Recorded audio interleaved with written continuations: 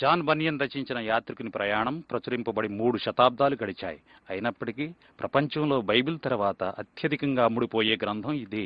ఇప్పటి వరకు రచించబడిన గ్రంథాలన్నిటిలో యాత్రికుని ప్రయాణం ఎంతో మందిని ప్రభావితం చేసింది. ఎన్నో భాషల్లోనికి అనువదించబడుతూ వివిధ రకాలైన ప్రచురణలుగా ముద్రించబడుతూ వస్తున్నది. నర్సరీలు మొదలుకొని యూనివర్సిటీల వరకు ఈ పుస్తక ప్రభావం విస్తరించింది. ఇంగ్లాండ్లోని బెడ్ఫోర్డ్ పెద్ద పారిశ్రామిక నగరం. 17వ శతాబ్దం మధ్యకాలం నుండి తరువాతి సంవత్సరాల్లో జాన్ బనియన్ ఈ వీధుల్లో తిరిగేటప్పుడు ఇలా ఉండేది. జాన్ బనియన్ ప్రార్థనలకు వెళ్లే స్థలంగా చెప్పబడుతున్న ఈ భవనాన్ని చక్కగా భద్రపరిచి బనియన్ మ్యూజియంగా చేశారిప్పుడు. ఇక్కడికి వచ్చే సందర్శకులు జాన్ బనియన్ వాడిన వస్తువులను చూస్తూ ఆయన గృహాన్ని చూస్తున్న అనుభూతిని పొందుతారు. ఆయన జన్మించిన ప్రదేశం గాని ఆయన నివసించిన గృహం గాని ఇప్పుడు ఉనికిలో లేవు. మూట్ హాల్ అనబడే జాన్ బనియన్ మ్యూజియంలో విశేషాలు. బనియన్ తన కాలంలో ఈ బల్ల మీద నుండి చేయబడిన వర్తమానాలు విన్నాడు. ఈ ప్రదేశం జాన్ బనియన్ జీవితాన్ని, అతని ఆలోచనలను ఎంతో ప్రభావితం చేసింది. బెడ్ఫోర్డ్లో ఉన్న 2 జైళ్లలో ఒకదాని తలుపు కూడా ఇక్కడ ఉంది. దీని వెనుకే 20 సంవత్సరాలు ఖైదీగా ఉండి ఈ గ్రంథాన్ని రచించాడు. ఈ చర్చిలో నమ్మకమైన సభ్యునిగా ఉండేవాడు కానీ అక్కడ బోధన ఆత్మీయ సందేశంగా తీసుకోలేక అసంతృప్తి చెందేవాడు. తన కుటుంబాన్ని ప్రతి ఆదివారం ఈ చర్చికి తీసుకువెళ్లేవాడు. అయితే స్వయంగా బైబిల్ను అధ్యయనం చేస్తూ ఎన్నో విషయాలు నేర్చుకున్నాడు. ఈ బైబిల్ అధ్యయనమే తన సంఘం మరియు వ్యక్తిగత విషయాలను ప్రశ్నించేటట్లు చేసింది. ఉదాహరణకు ఒక విషయం, అతడు కొంతకాలం ఆదివారం ఉదయం చర్చి గంటలు మ్రోగించే బాధ్యత తీసుకున్నాడు. ఆ పని చేస్తూ అందులో ఆనందం పొందటం పాపంగా భావించాడు. గంట మ్రోగించటానికి వెళ్ళినప్పుడు ఏదో ఒక రోజు దేవుని తీర్పులా ఆ గంట వచ్చి తన మీద పడుతుందేమోనని చాలా భయపడ్డాడు. బనియన్ నివసించే బెడ్ఫోర్డ్ నగరానికి దగ్గరలో ఉండే ఎల్స్టవ్ అనే గ్రామం ఆ రోజుల్లో మంచి మత కేంద్రంగా ఉండేది. ఈ విశాలమైన మఠం సామాజిక మత విషయాలకు సంబంధించిన కట్టడంగా మారింది. ఈ చర్చిలో ఉన్న రంగుల అద్దాల కిటికీ జాన్ బనియన్కు అతని గ్రంథానికి జ్ఞాపక చిహ్నంగా ఉంది. అతడు బైబిల్ను బాగా అధ్యయనం చేయటం వలన చర్చి పద్ధతులను అంగీకరించేవాడు కాదు. తన పుస్తకంలో ఎన్నో విషయాలు బనియన్ వ్యక్తిగత నలుగులాటను మాత్రమే కాదు గాని చర్చిలో అతడు చూసిన అతిక్రమాలను కూడా ప్రతిబింబిస్తాయి.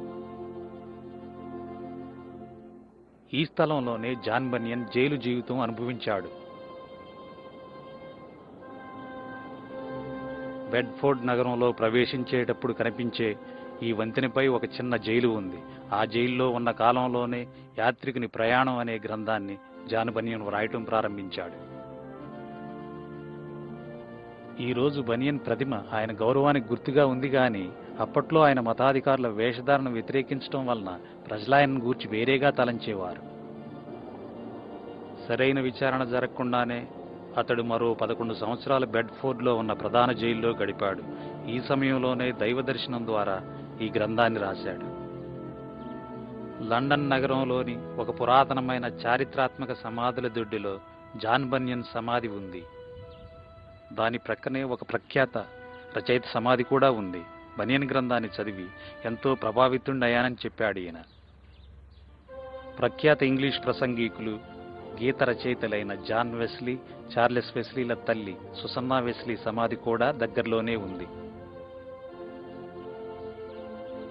యాత్రికుని ప్రయాణం చదివి ఎంతగానో కదిలించబడిన మరో ప్రముఖుడు ఐజక్ వాట్స్ సమాధి కూడా ఇక్కడే ఉంది.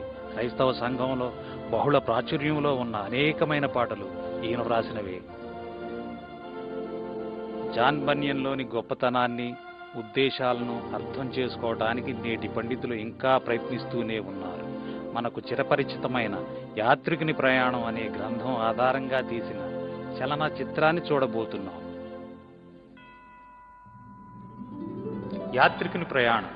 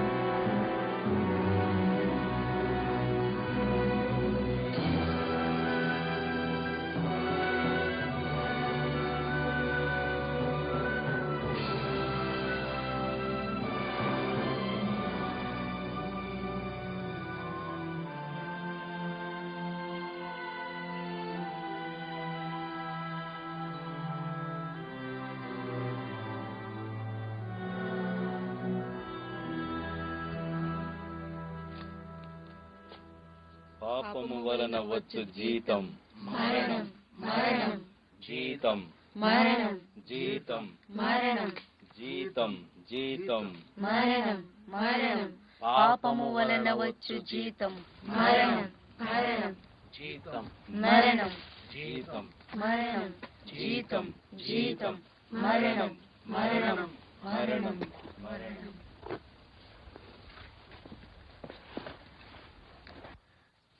ఓ దేవా, నేను రక్షింపబడాలంటే ఏం చేయాలి? పాపము వలన వచ్చు జీతం మరణం మరణం జీతం మరణం జీతం మరణం జీతం జీతం మరణం మరణం పాపము వలన వచ్చు జీతం మరణం మరణం పాపాత్ములకు మరణం ఖాయం మరణం ఖాయం పాపము వలన వచ్చు జీతం మరణం మరణం పాపాత్ములకు మరణం ఖాయం మరణం ఖాయం పాపము వలన వచ్చు జీతం మరణం మరణం మరణం మరణం మరణం. అతని వీపుపై ఉన్న పాపపు మూటెంతో భారంగాను కష్టంగానూ ఉంది. యాత్రికుడు నాశనపురాన్ని విడిచి మోక్షరాజ్యాన్ని వెతుక్కుంటూ సాగిపోతున్నాడు. తన ప్రయాణంలో ఎన్ని ఆటంకాలు వచ్చినా, చివరికి ప్రాణాపాయం సంభవించినా సరే అన్నిటినీ ఎదుర్కోవటానికి సిద్ధపడ్డాడు.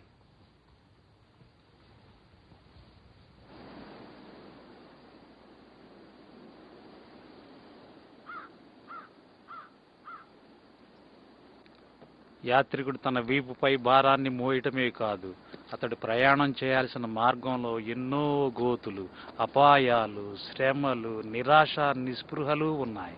వీటికి తోడు తన మనస్సే తనకు బద్ధ శత్రువులా ఉంది. నిజానికి వీటన్నిటికీ కారణం అదే.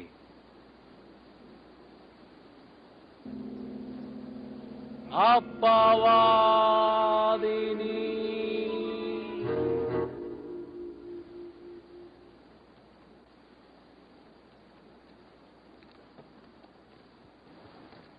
యాత్రికుడు తన వీపు మీద పాపభారం మోస్తున్నప్పటికీ ఒక గ్రంథాన్ని తన చేతిలో పట్టుకున్నాడు. అది జీవగ్రంథం అనబడే బైబిల్. ఆ బైబిల్లోని మాటలే యాత్రికుణ్ణి నాశనపురాన్ని విడిచిపెట్టేలా చేశాయి.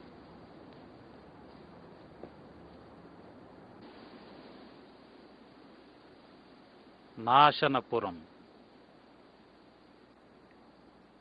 నాశనకర్త అతని ప్రయాణాన్ని ఆటంకపరచాలని ఎంత ప్రయత్నం చేస్తున్నప్పటికీ అతనికి సహాయం చేస్తూ మార్గాన్ని చూపించే స్నేహితులు కూడా ఉన్నారు.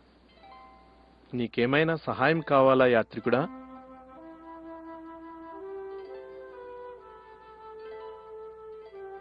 నేను నిన్ను గమనిస్తున్నాను. చాలా శ్రమల్లో ఉన్నట్లున్నావు. అవును, శ్రమల్లోనే ఉన్నాను. ఈ గ్రంథంలో రాబోయే గొప్ప దైవ తీర్పును గుర్చిన విషయాలున్నాయి. నా భార్య బిడ్డలను, ఇరుగు పొరుగు వారిని హెచ్చరించాను. అయితే వారు నా మాట వినలేదు. తీర్పు గూర్చి నువ్వు చెప్పేది నిజమే. ఆ హెచ్చరికను విని జ్ఞానంగానే ప్రవర్తించావు. నన్ను పరిచయం చేసుకొని, నా పేరు సువార్తికుడు. సువార్తికుడా, మీరు తప్పక సహాయం చెయ్యాలి. దైవ తీర్పు ఎదుర్కోవటానికి సిద్ధంగా లేను. అందువల్లే నాశనపురాన్ని విడిచి వచ్చేశా. నీవెందుకిక్కడున్నావు? ఎక్కడికెళ్లాలో నాకు తెలియడం లేదు.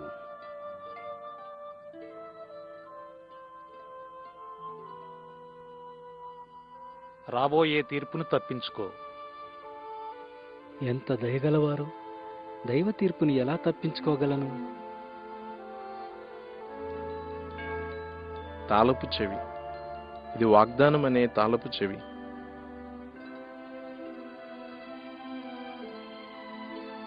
ఆ ద్వారాన్ని చూస్తున్నావా?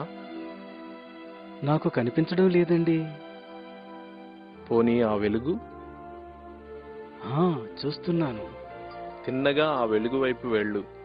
అది ఒక ద్వారం దగ్గరకు నిన్ను నడిపిస్తుంది. ద్వారాన్ని చేరి తలుపు తట్టు. ఆ తరువాత ఏం చేయాలో నీకు తెలియజేయబడుతుంది.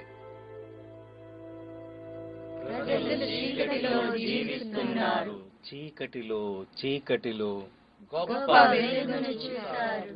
గొప్ప వెలుగు, గొప్ప వెలుగు.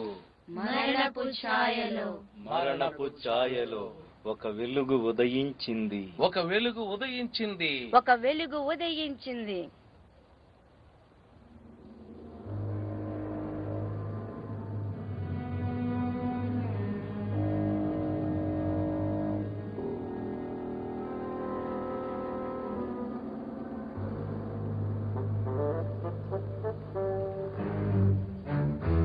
యాత్రికుడా, ఓ యాత్రికుడా. నాశనపురం నుండి యాత్రికుని పొరుగువాడైన చెంచలుడనేవాడు యాత్రికుణ్ణి కనుగొని మరలా భార్యాబిడ్డల దగ్గరకు తీసుకుని పోవాలని బయలుదేరాడు.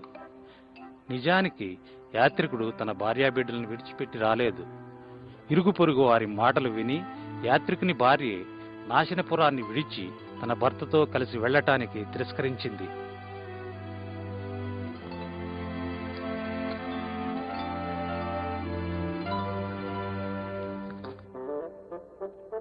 యాత్రికుడా, ఓ యాత్రికుడా.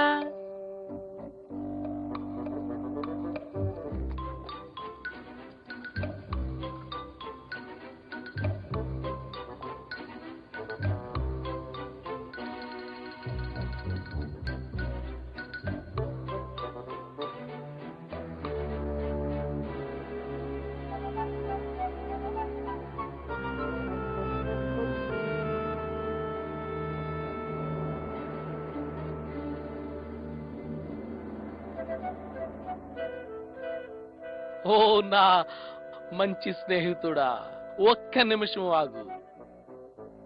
నేనా? సహాయం కావాలండి?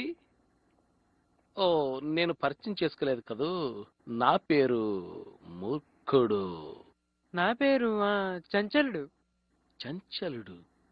చంచలుడా? అవును, అవును. మంచి కుటుంబం అయ్యా మీది. నాకు తెలుసు, మంచి కుటుంబం. నేను యాత్రికుడిని కలుసుకోవాలని ప్రయత్నిస్తున్నాను. యాత్రికుడు? యాత్రికుడా? నేనెప్పుడు ఆ పేరు విన్నట్టు లేదే. ఈ రోజు ఉదయమే వెళ్ళిపోయాడు. ఆయన భార్యను, పిల్లల్ని, స్నేహితుల్ని విడిచిపోయాడు. పాపం పాపం, ఎంత బాధ. మంచి మంచి మనుషులందరూ ఇలాగే పాడైపోతున్నారు కదా. అవునవునవునవునవును, మహా బాధ. సహాయం చేయగలరా? యాత్రికుణ్ణి తన భార్య బిడ్డల దగ్గరకు తీసుకెళ్ళాలి. మళ్ళీ అతను మంచిగా మార్చాలంటావా? బహుశా నేను సహాయం చేయగలను అనుకో. సహాయం చేయడం నాకు వెన్నతో పెట్టిన విద్య. తప్పకుండా తప్పకుండా. అలాగే అలాగే అలాగే.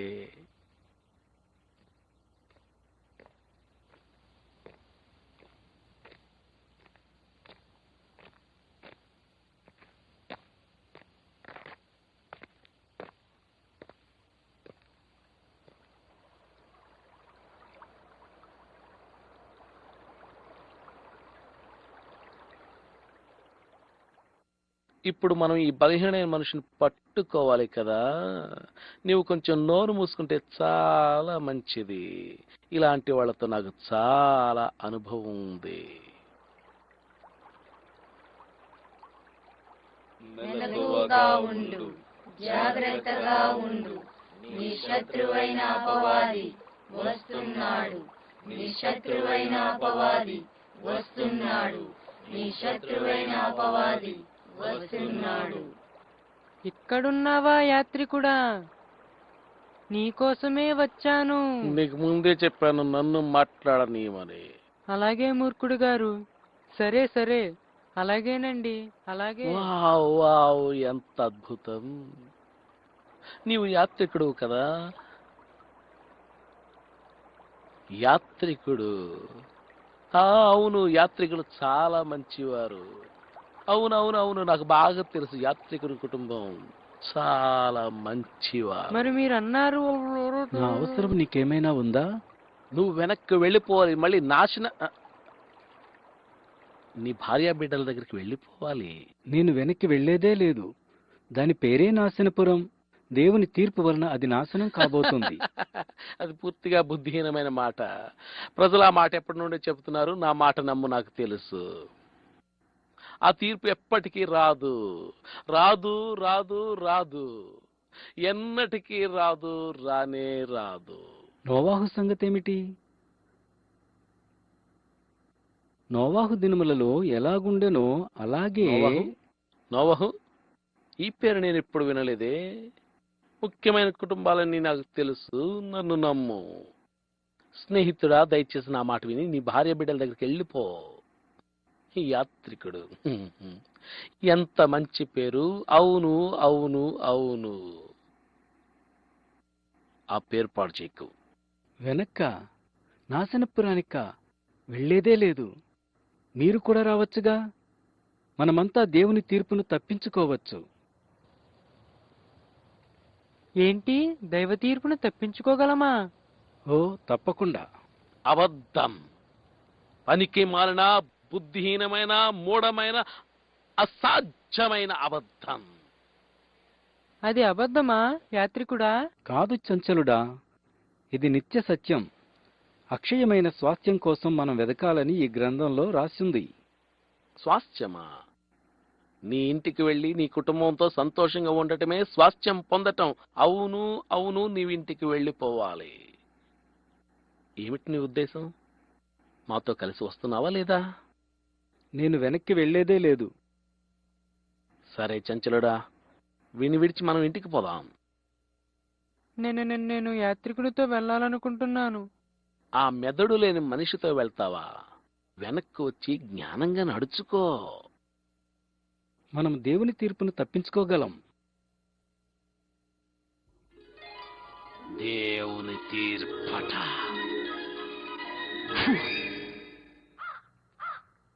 మనుషులొక్కసారే మృతి పొందవలెనని నియమింపబడెను. ఆ తరువాత తీర్పు జరుగును. నీ దగ్గరున్న గ్రంథంలోని మాటలు సత్యమని నువ్వు నమ్ముతున్నావా యాత్రికుడా? ఆ గ్రంథంలో రాయబడినట్లు నిత్యజీవ నిరీక్షణార్థం అనాది కాలములో సత్యదేవుడు వాగ్దానం చేశాడు. ఆ గ్రంథం ఇంకా ఏ విషయాల గురించి చెప్తుంది యాత్రికుడా? శాశ్వత రక్షణ వాగ్దానం చేయబడింది. నీతి కిరీటాన్ని పొందుతాం. ఇక దుఃఖం, కన్నీరు ఉండవక్కడ. మన కన్నీళ్లన్నీ ఆ పరలోక రారాజే పూర్తిగా తుడిచివేస్తాడు.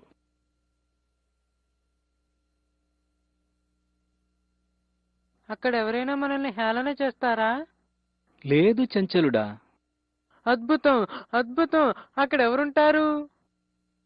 లక్షలాది మంది మనకంటే ముందుగా అక్కడికి వెళ్లారు. వారు ప్రేమగల పరిశుద్ధులు. వారంతా దైవ సన్నిధిలో ఉన్నారు. వారంతా దేవునికి ప్రియులు. అక్కడికి చేరడానికి ఇక ఆలస్యం చేయలేను.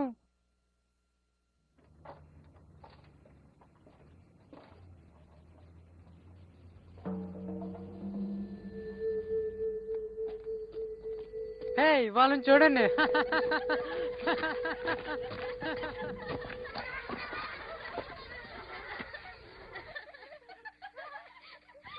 ఎవరైనా హేళన చేస్తే నాకు ఇష్టం ఉండదు. బాధపడకు చంచలుడా, వాళ్ళ అంధకార సంబంధులు.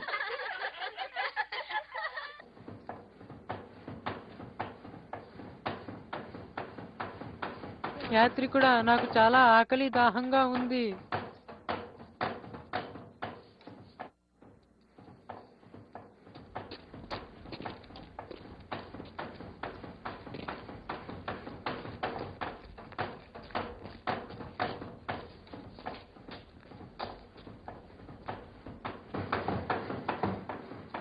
ఏమండి, మంచినీళ్ళు కొంచెం ఇస్తారా?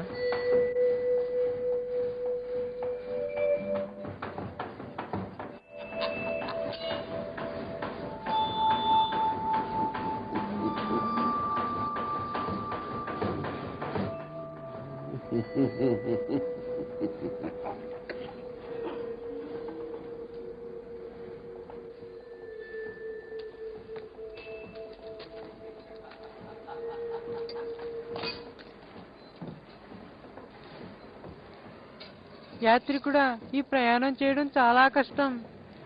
బైబిల్ అది సులువని చెప్పలేదు. అద్భుతమైన గమ్యాన్ని వాగ్దానం చేసింది.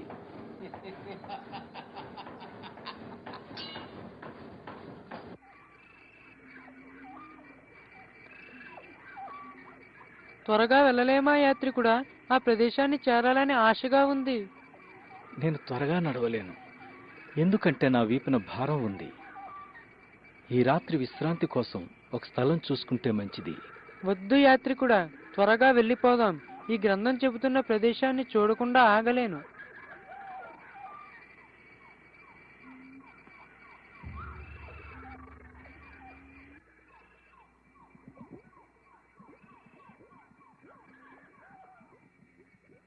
ఈ విధంగా చెంచలుడు తన మూర్ఖపు ఆతృత వల్ల బయటకు కనబడని నిరాశా ఊబిని, అపరాధపు బురద గుమ్మిని గమనించలేదు. దుష్టుని పన్నాగాల్లో చిక్కుకుని అలసిన యాత్రికులెంతో మంది ఈ నిరాశా ఊబిలో పడిపోయారు. మనిద్దరికీ ఈ దారి కొత్తది. చీకట్లో మనం జాగ్రత్తగా నడవాలి.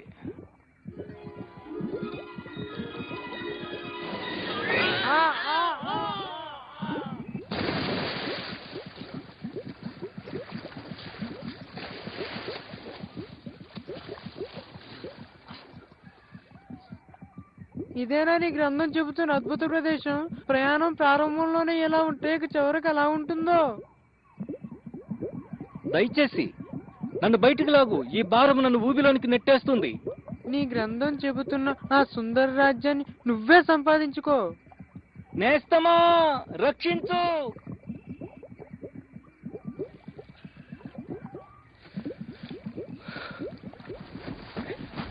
నా పేరు సహాయకుడు. నీ కేకలు విన్నాను. వందనాలండి, వందనాలు. సువార్తికుడనే వ్యక్తి నన్ను కలిసి ఈ దారి గుండా వెళ్ళమన్నాడు. కానీ ఇలా చీకటిలో నీవు ఒక్కడవే వెళ్ళకూడదు. మనుషులు చెడుతనమనే నాచుతోనూ మురికితోనూ నిరాశ ఊబి నిండిపోయింది. పాపం చేసిన వారు తమ ఘోరస్థితిని తెలుసుకున్న తరువాత భయ సందేహాలతో ఈ ఘోరమైన ఊబిలో తరచుగా పడిపోతుంటారు. అలాంటి వారిని మీరు కాపాడతారా? సహాయాన్ని వారు కోరుకుంటే పాపం ఎక్కడ విస్తరించినో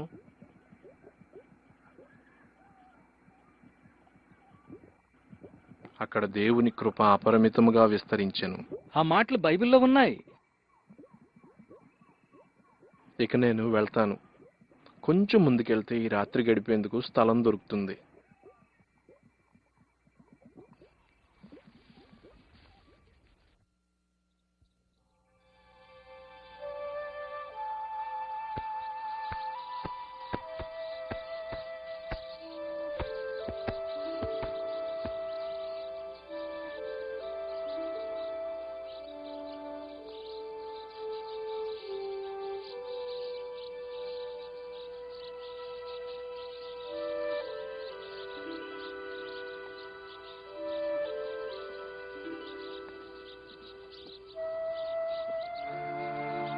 యాత్రికుని ఆత్మకు వ్యతిరేకంగా శత్రువైన సాతాను శోధనలు ఎక్కువ చేసినప్పటికీ ఈ ప్రయాణికుడు తన మార్గంలో సాగిపోతూనే ఉన్నాడు.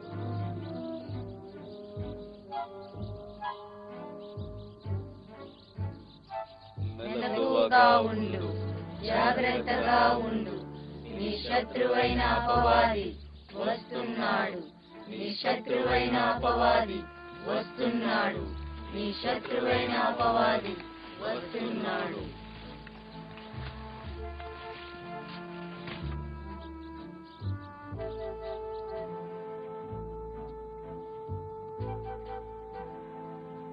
లోకజ్ఞాని. ఇదిగో బాబు, దాహంతో ఉన్నట్టున్నావు. నీకు ఆకలేస్తున్నట్టుంది. నా ఇంటికి రా, నువ్వు తినడానికి ఏదైనా ఏర్పాటు చేస్తాను.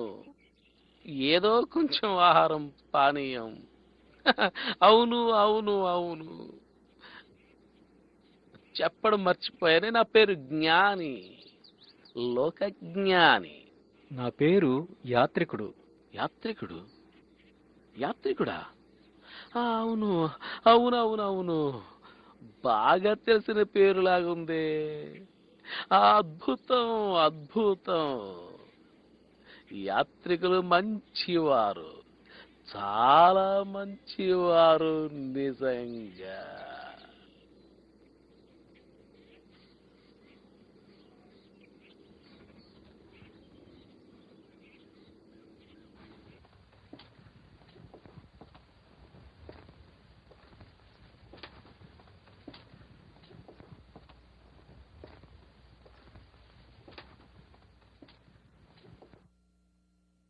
నువ్వు మా కుటుంబం గురించి వినే ఉంటావు.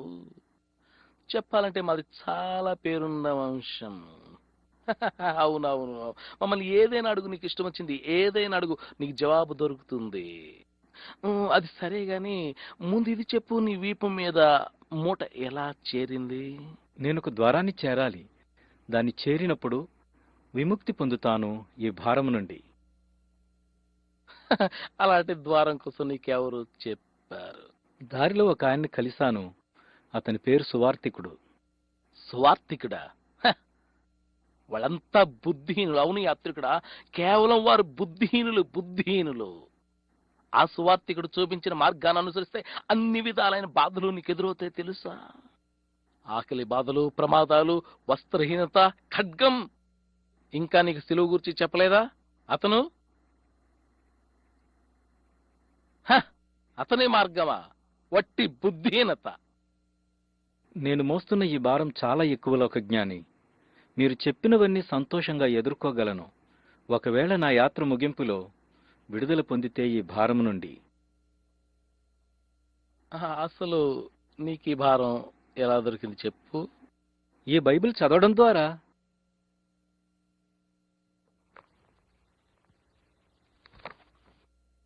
నీకు ఈ విషయం తప్పక చెప్పాలి. ఏదో ఒక రోజు గొప్ప స్నేహితుగా నన్ను పిలుస్తావు. నేనే గాని ఈ గ్రంథాన్ని నా మట్టిలోకి విసిరేస్తే. నేను వెళ్తాను. ఆగు, నువ్వేం తినలేదుగా. ఏ దద్దమ్మ, ఆ భోజనం తీసుకురా. ఆగు, నీకు సహాయం చేయాలనుకుంటున్నాను. నువ్వు మతాసక్తి గలవాడని గ్రహించాను. మంచిది, చాలా మంచిది. ఈ ప్రపంచానికి మతాసక్తి పరులు చాలా మంది అవసరం యాత్రికుడా. నీ ముందున్న ఆ కొండను చూస్తున్నావా? ఆ కొండ పైన ధర్మ కార్యాలపురం ఉంది. అది ఎంతో చక్కని చిన్న ఊరు. నాకు అక్కడే ఉండాలని ఇష్టం యాత్రికుడా, చాలా ఇష్టం. అయితే అక్కడి వాతావరణం నాకు పడలేదు. అక్కడ నా ప్రియమైన స్నేహితుడు ఉన్నాడు, న్యాయానుసారి. ఆ కొండపైనున్న మొట్టమొదటి ఇల్లే అతనిది. నీ భారం నుండి నువ్వెలా విడుదల పొందగలవో చెబుతాడు నా ప్రియమైన స్నేహితుడు, న్యాయానుసారి.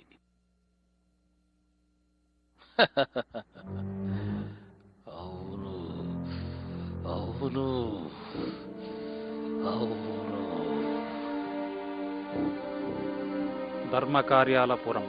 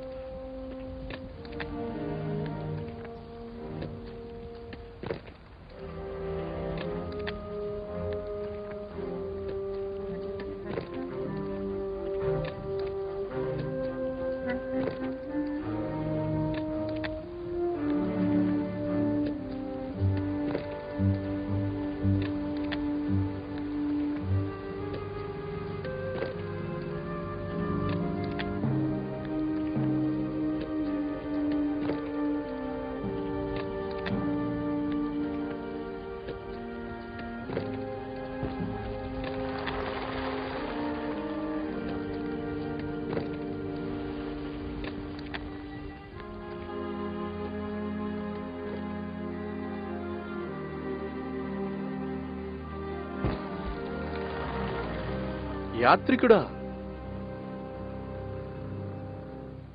ఇక్కడ నువ్వేం చేస్తున్నావు? అసలైన మార్గం నుండి నీవింత త్వరగా ఎలా తప్పిపోయావు? ఒక పెద్ద మనిషి నన్ను కలిసి ఈ భారాన్ని తొలగించుకునే విధానం తెలియచేశాడు. నువ్వు ఆ గ్రంథములోని మాటలు చదివావు కదా? ఆ వాక్యము సజీవమై బలము కలదై రెండంచులు గల ఎటువంటి ఖడ్గము కంటే వాడిగలది. ఇంత గొప్ప రక్షణను నిర్లక్ష్యం చేస్తే నువ్వెలా తప్పించుకోగలవు? పాపం చేశాను. అవిశ్వాసివి కావద్దు యాత్రికుడా. నాశనానికి దారితీసే విశాల మార్గంలో నడిచేవారిలా జ్ఞాపకముంచుకో, నీతిమంతుడు విశ్వాసం మూలంగా జీవిస్తాడు. లోకజ్ఞాని నీ మీద శాశ్వతమైన తీర్పును రప్పించడానికి ప్రయత్నం చేశాడు. మొదటిగా వాడు నిన్ను సత్యం, జీవం, మార్గము అయిన యేసుక్రీస్తు త్రోవల్లో నుండి తప్పించాడు. రెండవదిగా సిలువ మార్గాన్ని నీవు వ్యతిరేకించేలా చేయడానికి ప్రయత్నం చేశాడు. యాత్రికుడా, సిలువను గూర్చిన వార్త నశించుచున్న వారికి వెర్రితనముగా ఉన్నది గాని, నాశనాన్ని తప్పించుకునే వారికి సిలువను గూర్చిన వార్త రక్షణ కలిగించే దేవుని శక్తి అయి ఉన్నది. నాకింకా ఏమన్నా అవకాశం ఉందా? మీరు చెప్పిన ఆ ద్వారాన్ని నేను కనుక్కోగలనా? తప్పకుండా నీవు దాన్ని కనుక్కోగలవు యాత్రికుడా. నరకాగ్ని నుండి తప్పించుకోగలవు. నీవే కాదు, ఈ గ్రంథంలోని విషయాలు గైకొనిన వారెవరైనా తప్పించుకోగలరు.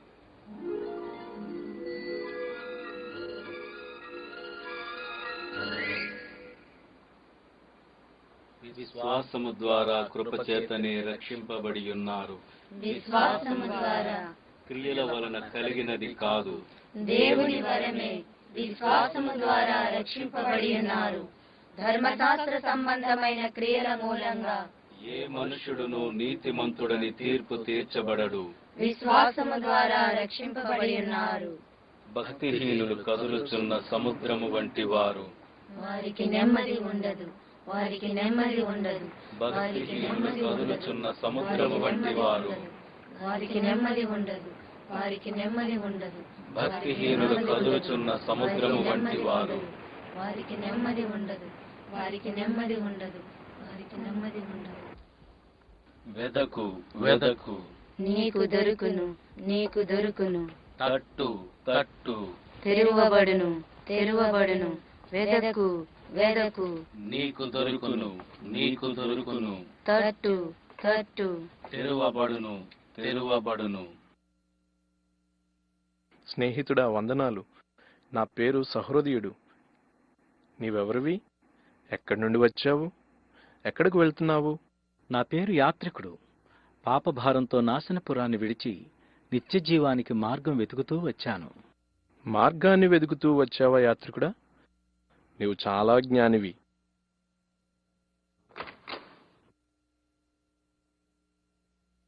రా, నీకు చూపిస్తాను.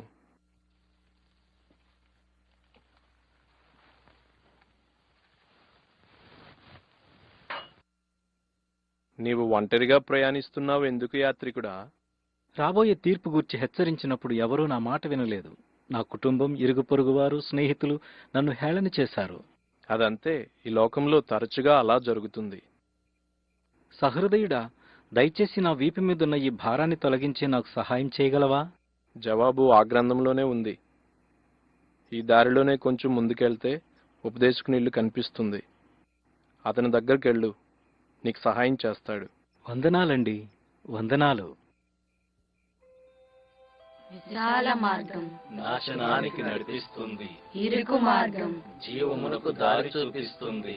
విశాల మార్గం నాశనానికే, నాశనానికే, ఇరుకు మార్గం జీవమునకే, జీవమునకే, విశాల మార్గం నాశనానికే, నాశనానికే.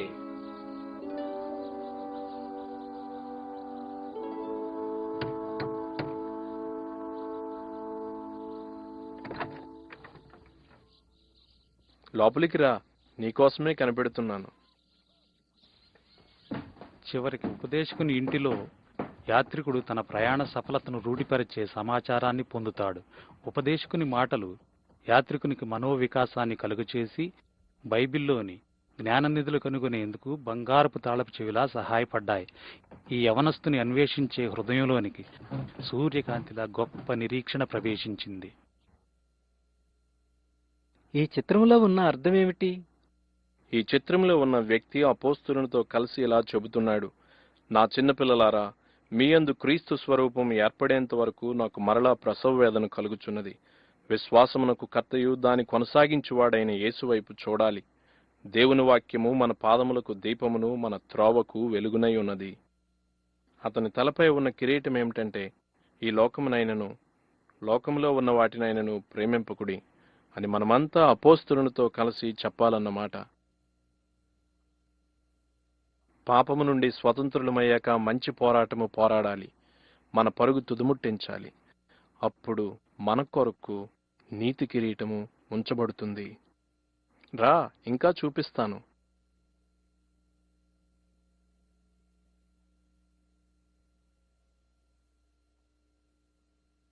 ఆ భారం గూర్చి ఆలోచిస్తున్నావు కదూ? నిజమే ఉపదేశకుడా, అదే నా ఆలోచన. ఈ నేల రక్షించే దేవుని శక్తితో కూడిన సువార్త శక్తిని అనుభవించక ముందుండే మానవ హృదయానికి సూచన. ఈ ధూళి ప్రతి హృదయంలో ఉండు పాపము, చీపురు ధర్మశాస్త్రానికి లేదా పాపక్షమాపణ కొరకు చేసిన పుణ్యకార్యాలకు గుర్తు. ధర్మశాస్త్ర క్రియల మూలంగా ఏ మనుష్యుడు నీతిమంతుడిగా తీర్చబడలేడు. కేవలం సువార్త శక్తి మాత్రమే పాపాలను తొలగించగలదు. ఎవడైనను క్రీస్తునందున్న ఎడల అతడు నూతన సృష్టి. పాతవి గతించెను, క్రొత్తవి ప్రవేశించెను. కాదు,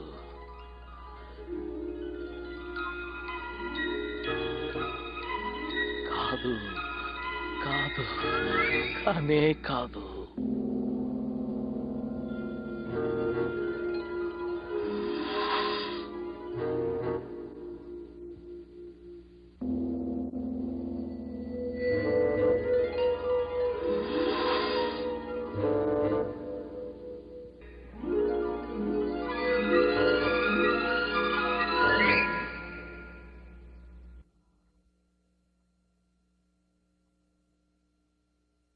అవును, ఉపదేశకుడు మార్గాన్ని చూపించాడు. అతని మాటలు చీకటిలో దీపంలా ఉన్నాయి. ఆకాశమును భూమియు గతించును గాని ఈ గ్రంథములోని మాటలు ఏమాత్రమును గతింపవు. పాపులను రక్షించుటకు క్రీస్తు యేసు లోకమునకు వచ్చెను. పాపులలో నేను ప్రధానుడను. శరీరమూలముగా జన్మించినది శరీరమును, ఆత్మమూలముగా జన్మించినది ఆత్మయునై ఉన్నది. మీరు క్రొత్తగా జన్మింపవలను. మీరు విశ్వాసము ద్వారా కృపచేతనే రక్షింపబడి ఉన్నారు. ఇది మీ వలన కలిగినది కాదు, దేవుని వరమే. అది క్రియల వలన కలిగినది కాదు గనుక ఎవడునూ అతిశయింపకూడదు.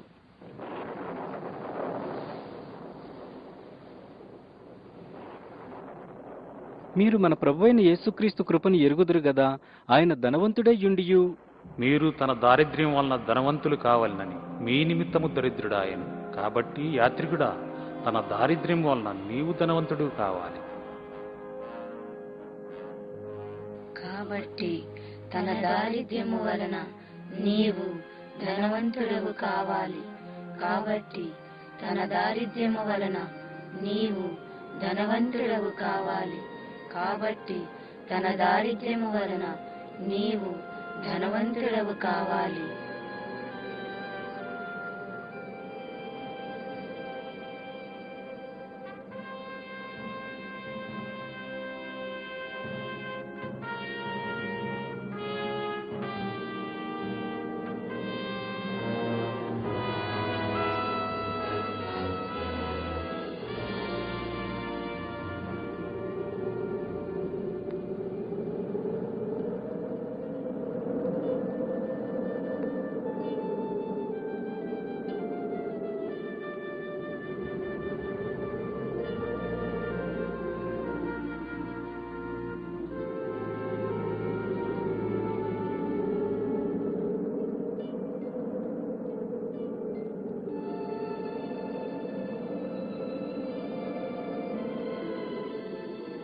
మన అతిక్రమ క్రియలను బట్టి అతడు గాయపరచబడిను, మన దోషములను బట్టి నలుగుగొట్టబడిను.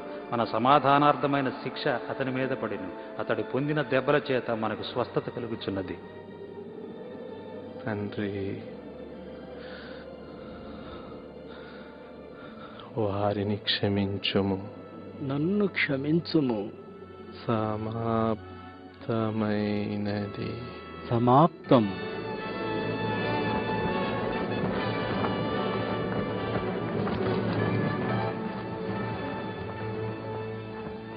ఈ సువార్త వలననే మీరు రక్షణ పొందితిరి. లేఖనముల ప్రకారం క్రీస్తు మన పాపముల నిమిత్తము మృతి పొందెను, సమాధి చేయబడిను. లేఖనముల ప్రకారము 3వ దినమున లేపబడిను. ఈ గ్రంథములోని మాటలు ఎన్నటికీ గతించవు. ఇక నుండి నీ పేరు యాత్రికుడు కాదు, ఇప్పుడు నీ పేరు క్రైస్తవుడు.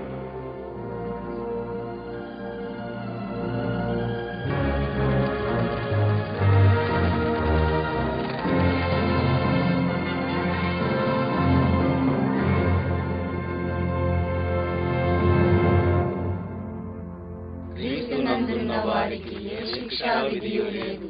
క్రీస్తు యేసునందు జీవమునిచ్చు ఆత్మ యొక్క నియమము పాప మరణముల నియమము నుండి మనలను విడిపించెను. ప్రయాణికుడు యాత్రికునిగా కాక ఇప్పుడు క్రైస్తవునిగా పరలోక పట్టణం వైపు స్థిరమైన అడుగులు వేస్తూ ముందుకు సాగుతున్నాడు. ఇదిగో సహోదరుడా, వందనాలు. నీతో రావచ్చా? నా పేరు విశ్వాసి. నేను ఈ మార్గంలోనే వెళ్తున్నాను. క్రైస్తవుడు విశ్వాసి సొంత అన్నదమ్ముల వలె ఉన్నారు. ఈ ఆత్మీయ బంధం ఎంతో ప్రత్యేకమైనది. విశ్వాస విషయంలో ఏకత్వం అనేది నమ్మిన వారందరినీ ఒకే కుటుంబ సభ్యులుగా చేస్తుంది. వారిద్దరూ కలిసి ప్రయాణం చేస్తూ తాము ఎదుర్కొన్న శ్రమలు, పొందిన ఆశీర్వాదాలను గూర్చి మాట్లాడుకుంటూ అనుభవాలను పంచుకున్నారు. వారిద్దరూ కలిసి నిరీక్షణతోనూ నమ్మకంతోనూ తమ ప్రయాణం కొనసాగించారు. మీరు ఏక ప్రేమ కలిగి ఏక భావము గలవారుగా ఉండి ఒక్కదాని అందే మనస్సుంచుడి. కక్ష చేతనైనను వృధాతిశయము చేతనైనను ఏమీయూ చేయక వినయ మనస్సు గలవారై ఒకరినొకడు యోగ్యునిగా ఎంచుకొనుడి. మీలో ప్రతి వాడును తన సొంత కార్యములను మాత్రమే గాక ఇతరుల కార్యములను కూడా చూడవలెను. విశ్వాసి, నీవు కూడా నిరాశా ఊబిలో పడిపోయావా? అవును, కష్టాల కొండ దగ్గర దగాపురంలో మొదటి ఆదామును కలుసుకున్నాను. అతడు తన 3 కుమార్తెలను వివాహం చేసుకోమని కోరాడు. వారు అందంగా ఉన్నారు. వారిది లోకం చూసే అందం. వాళ్ళ పేర్లేమిటి? వారి పేర్ల శరీరాశ, నేత్రాశ, జీవపు డంబము. నీవు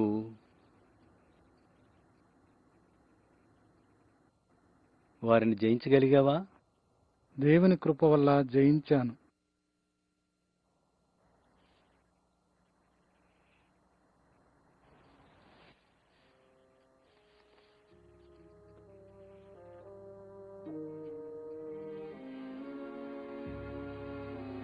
కీర్తనాకారుని మాటలు ఎంత సత్యమైనవి! వేటకాని ఉరిలో చిక్కుకోకుండా మనం జాగ్రత్త పడాలి.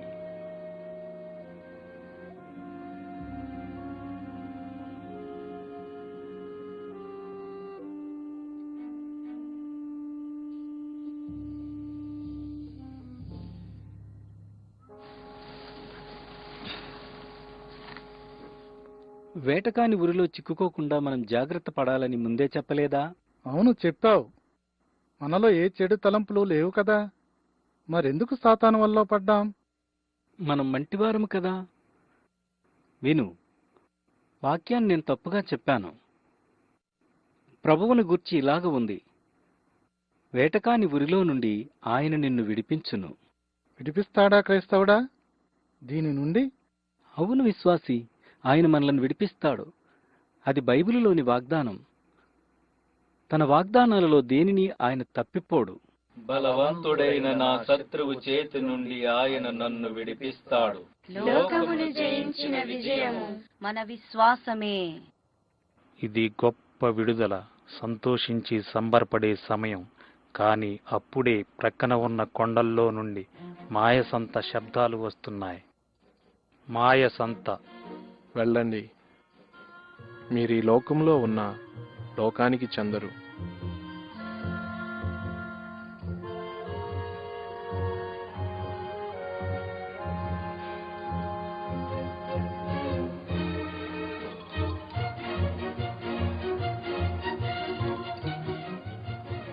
వ్యర్థము వ్యర్థము సమస్తము వ్యర్థము, వ్యర్థము వ్యర్థము సమస్తము వ్యర్థము.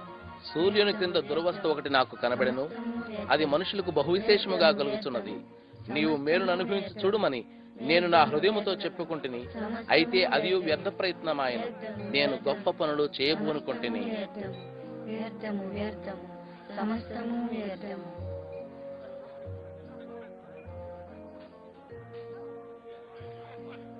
మాయసంత చాలా వరకు లోకంలానే ఉంటుంది.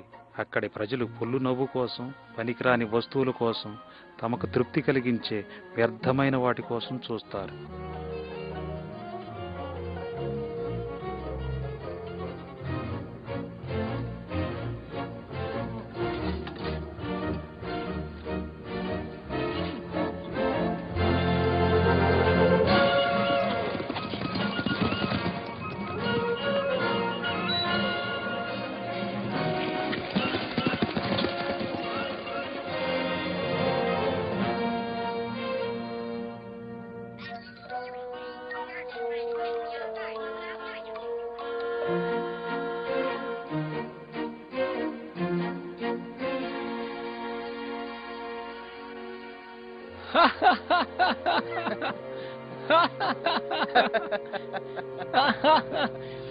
ఇదిగో అందరూ ఇలా వచ్చి వీళ్ళని చూడండి.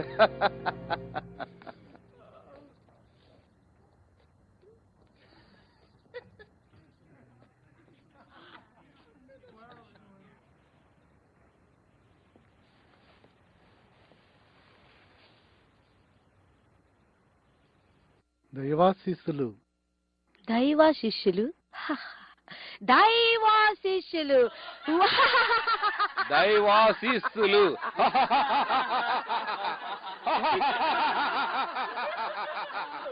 దైవాశిష్యులు.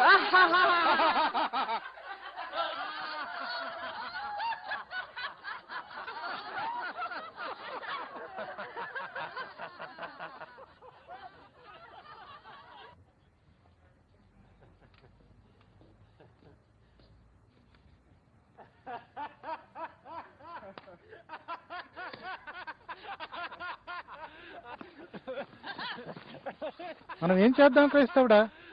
మనం ఊరుకుంటేనే మంచిది.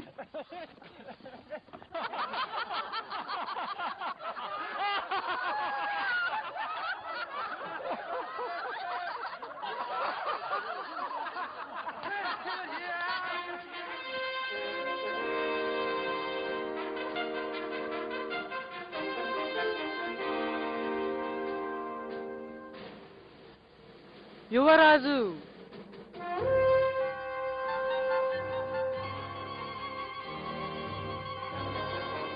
మీరు వాటిని చేయించు వాయుమండల సంబంధమైన అధిపతిని అనుసరించి ఈ ప్రపంచ ధర్మము చొప్పున మునుపు నడుచుకుంటుంది. దేనికి మిమ్మల్ని మీరు దాసులుగా అప్పగించుకుందరో అది చావు నిమిత్తముగా పాపమునకే గాని నీతి నిమిత్తముగా విధేయతకే గాని దేనికి మీరు లోబడదురో దానికే దాసులగుదురు.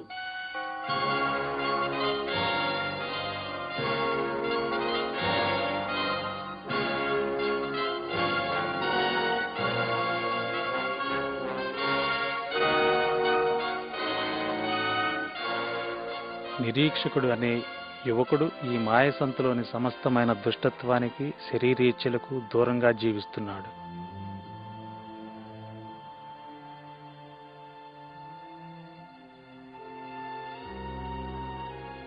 యువరాజు ముందు నిలబడేందుకు వాళ్ళకి ఎంత ధైర్యం! మనోళ్ళు కార్లే. నిరీక్షకుడు తన యవ్వన కాలమంతటిలో ఇలా లోకాధిపతిని వ్యతిరేకించిన వారిని చూడలేదు. అంతేకాదు, ఇలా హఠాత్తుగా బయటపడిన ఈ కొత్త వ్యక్తుల్లాంటి వాళ్లను కూడా అతడు చూడలేదు. ఆ గ్రంథాన్ని ఇలావు.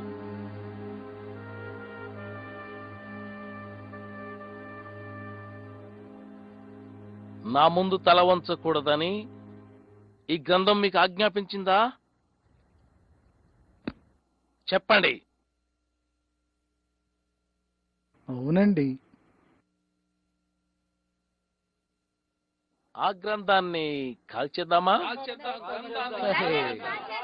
సరే సరే, వాళ్ళని కూడా బూడిద చేద్దాం. వాళ్ళని కాల్చేయాలి.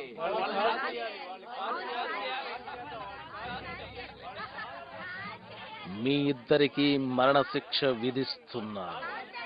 వాళ్ళని కాల్చేయాలి. ప్రయాణికులిద్దరినీ కాల్చివేయాలని దూరంగా ఉన్న ప్రజలు కేకలు పెడుతుంటే నిరీక్షకుని హృదయంలో ఒక వింతైన ఆశ మరియు ఆకలి కలిగాయి. నిజంగా ఏదైనా ఉత్తమమైన మార్గం ఉంటే దాన్ని కనుగొనటానికి ధైర్యం కలిగింది.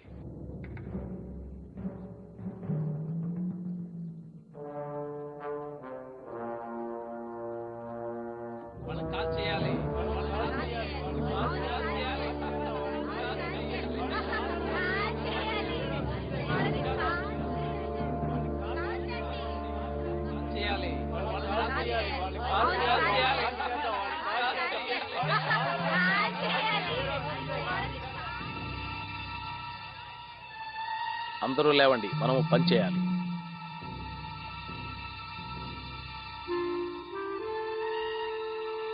మొదటి ప్రయాణికుడిని తీసుకురండి.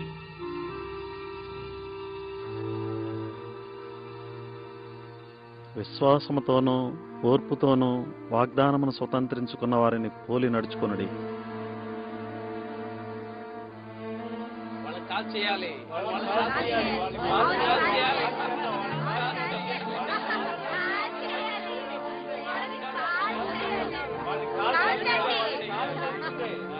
నేను మీతో సత్యమును చెప్పుచున్నాను, ఎవడైనను నా మాట విని నన్ను పంపిన వాని యందు విశ్వాసముంచిన ఎడల వాడు తీర్పులోనికి రాక నిత్య జీవంలోనికి వచ్చును.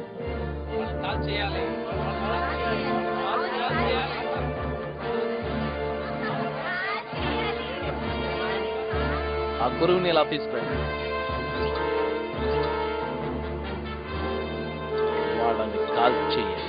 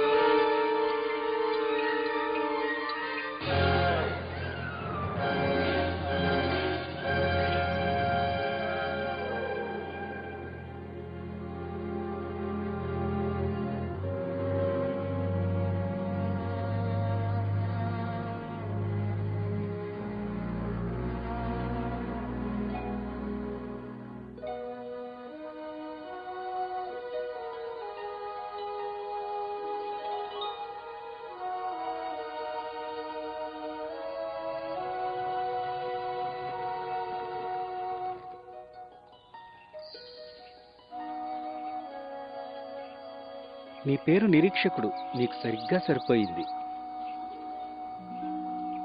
చాలా సంవత్సరాలుగా నా హృదయం అంతా అర్థం లేని నిరీక్షణతో నిండి ఉండేది. కానీ ఇప్పుడు పరిశుద్ధ గ్రంథం ద్వారా నిత్య జీవనం గూర్చిన వాగ్దానం నాకు కలిగింది.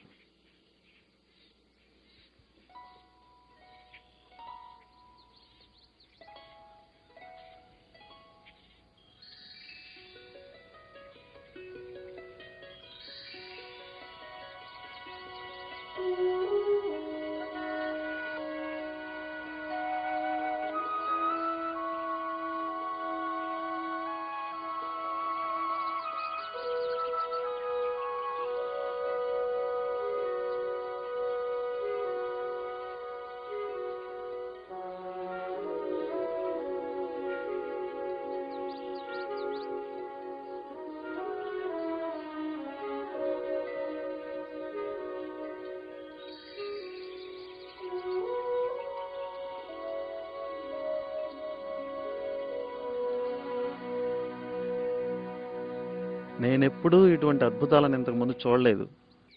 ఖచ్చితంగా మన శత్రువు ఈ ప్రదేశానికి రాలేడు.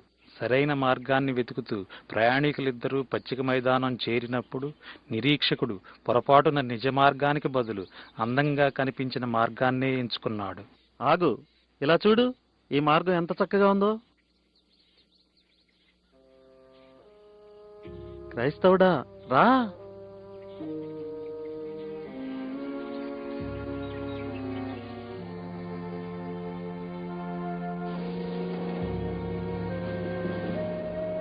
నిరీక్షకుడా, మనం మార్గం తప్పినట్టున్నాం. మన ముందు తుఫానుంది చూడు. ఇంకా మనం తప్పు మార్గంలోనే వెళుతున్నాం నిరీక్షకుడా.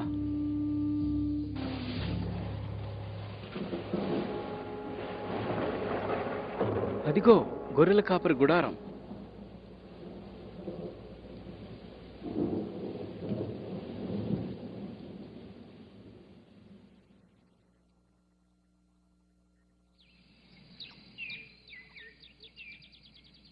చూడు క్రైస్తవుడా, ఈ రాత్రికి మనం ఆ కోటలో పడుకోవచ్చు. తినడానికి ఏమైనా దొరుకుతుందా?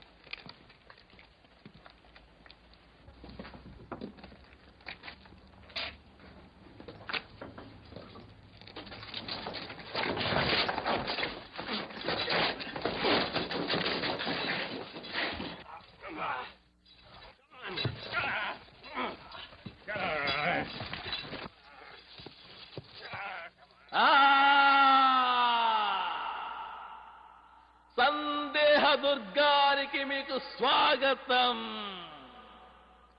నేను మీకు ఆతిథ్యం ఇచ్చే నిరాశ రాక్షసుణ్ణి.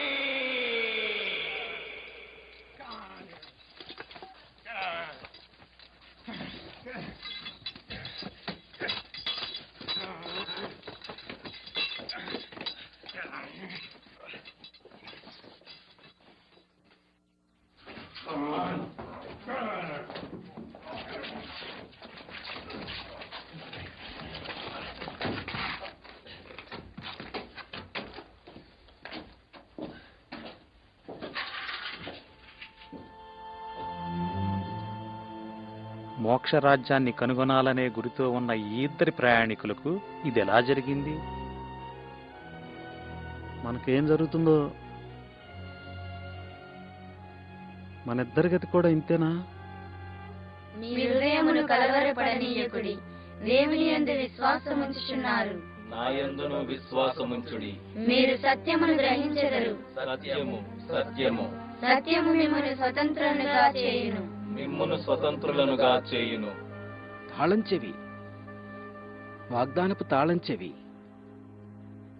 ఏ తలుపునైనా తెరుస్తుంది. మిమ్మును స్వతంత్రులనుగా చేయును. మీరు సత్యమును గ్రహించెదరు. సత్యము సత్యము సత్యము మిమ్మల్ని స్వతంత్రులుగా చేయును. మిమ్మును స్వతంత్రులనుగా చేయును.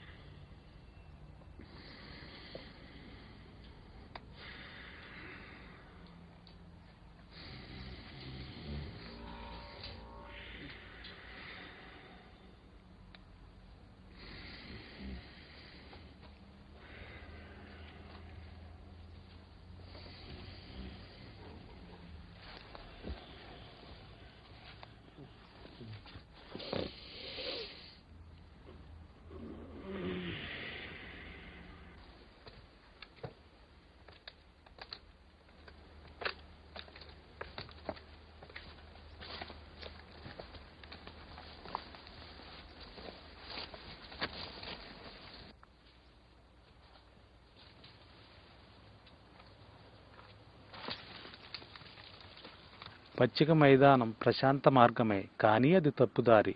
క్రైస్తవుడు నిరీక్షకుడు కొన్ని అడుగులు ముందుకు వెళితే వారికి నిజమైన మార్గం దొరికి ఉండేది. సందేహ దుర్గంలో బాధలు తప్పించుకునేవారు. వారి ప్రయాణపు చివరి మజిలీ ప్రారంభంలో ఉన్న అందమైన బాట వద్దకు ఇంకా కొంచెం ముందుగానే చేరి ఉండేవారు.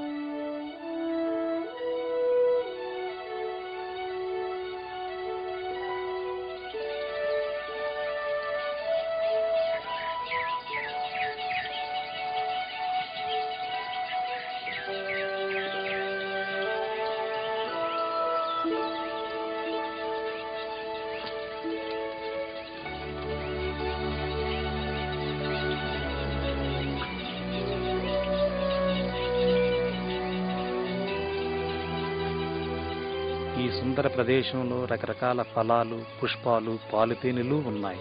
క్రైస్తవుడు నిరీక్షకుడు గొర్రెల కాపర్ల బసకు చేరుకున్నారు. వారు కేవలం గొర్రెల కాపర్లు కారు, అంతకంటే ఎక్కువగా వారు సంరక్షకులు, మార్గదర్శకులు, నిజమైన స్నేహితులు, అసలైన సహోదరులు.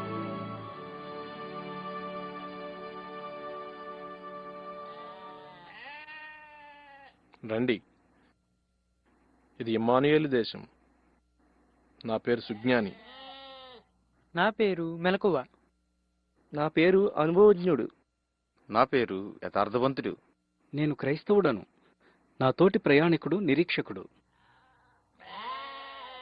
ఇది ఇమ్మానుయేల్ దేశం గనుక మోక్షరాజ్యానికి సమీపిస్తున్నామన్నమాట. అవును, దగ్గరలోనే ఉన్నారు. మెలకువ, వారికి చూపిద్దాం.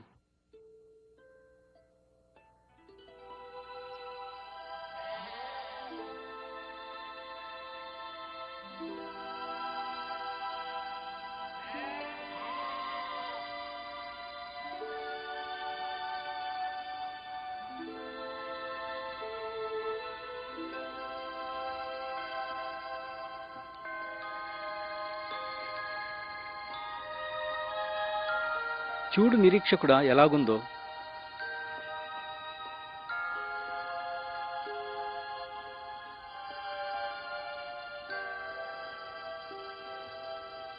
క్రైస్తవుడా రా, త్వరగా సాగిపోవాలి. మీరు చాలా దూరం వెళ్ళాలి. ఇప్పటికే చాలా దూరం వచ్చారు. కాసేపు విశ్రాంతి తీసుకోండి. ఎలా ఆగలం? మేము వెంటనే వెళ్ళాలి.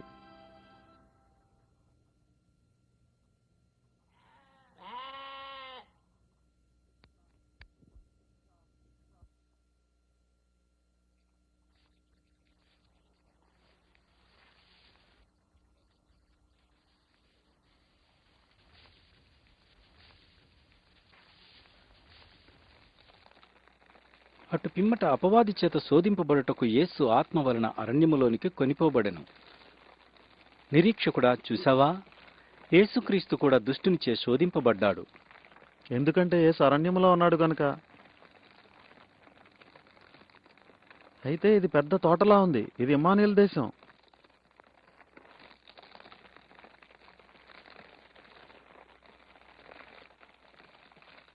ఒక వ్యక్తి ఇంత దూరం వచ్చాక తప్పకుండా అతనికి భద్రత ఉంటుంది.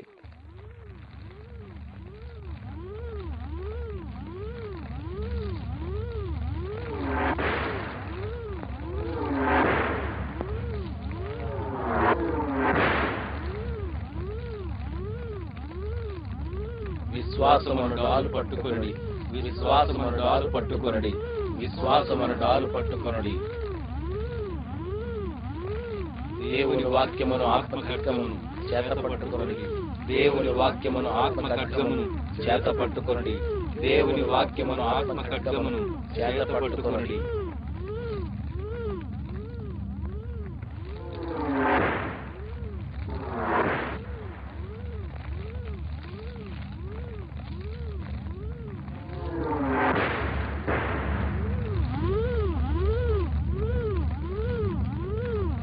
దేవునికే మహిమ. హల్లెలూయా.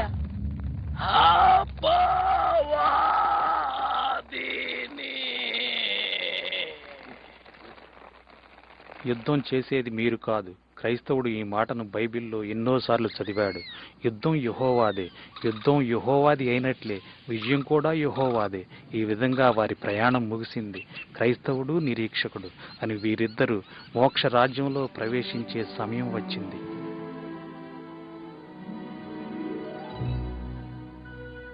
మంచి పోరాటమును పోరాడి తిని, నా పరుగు కడముట్టించి తిని, నా విశ్వాసమును కాపాడుకొంటిని. ఇక మీదట నా కొరకు నీతి కిరీటం ఉంచబడి ఉన్నది. మంచి పోరాటమును పోరాడి తిని, నా పరుగు కడముట్టించి తిని, నా విశ్వాసమును కాపాడుకొంటిని. ఇక మీదట నా కొరకు నీతి కిరీటం ఉంచబడి ఉన్నది. ఇక మీదట నా కొరకు నీతి కిరీటం ఉంచబడి ఉన్నది.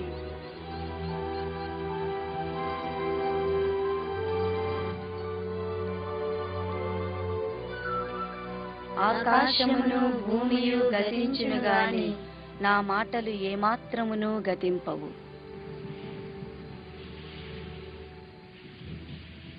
మోక్షరాజ్యం. మరణపు లోయ మీదుగా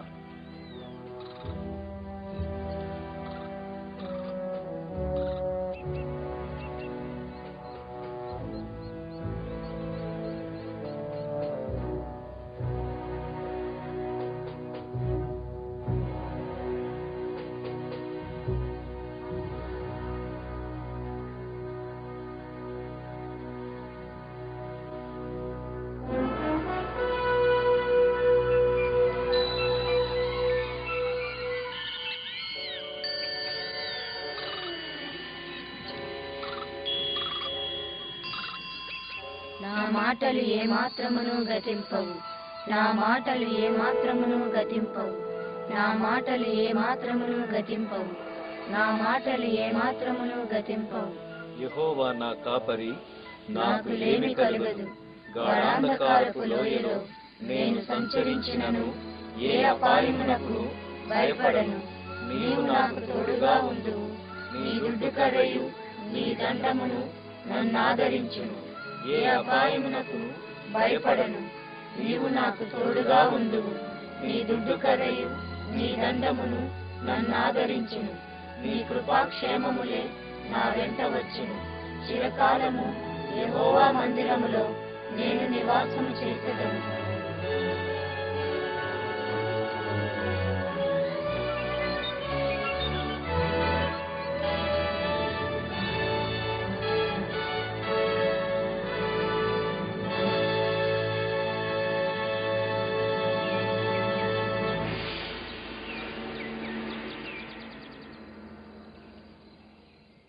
వాళ్ళని పోగొట్టుకున్నాను. వీరిలో చాలా మంది నా వారైనట్టు ఆ ఇద్దరు కూడా నాకు దక్కాల్సింది. అదిగో అక్కడున్నాడు నావాడే. ఆ ముగ్గురు, అక్కడ ఒకరు, అవును అక్కడ ఒకరు.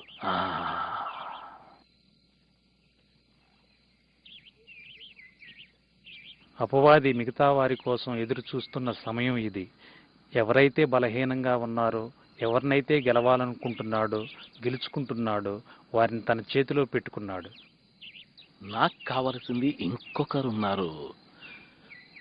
బహుశా బహుశా నువ్వు.